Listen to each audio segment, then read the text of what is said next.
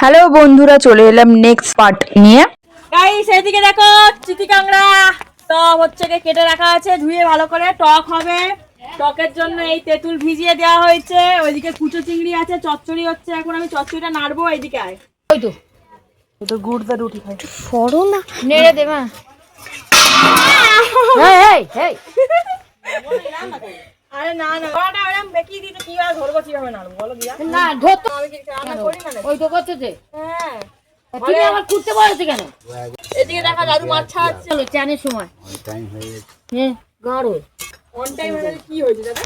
এটা দিদা আই কি বসে আছি নেই মাছ ছাড়া এটা মন আলাদা। মাছ ছাড়াচ্ছে। তো দেখো বন্ধুরা, আমি চচ্চড়িটা নেড়ে চলে এসেছি। এদিকে দেখো মাসি আর দাদু শোল মাছ, ল্যাটা মাছ ছাড়াচ্ছে, আর আমি চলে এলাম মাছের সঙ্গে একটু খেলা করতে।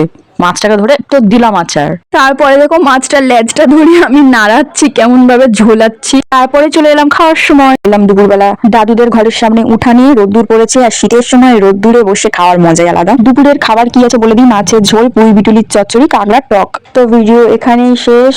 Like, comment, share and subscribe. Tata.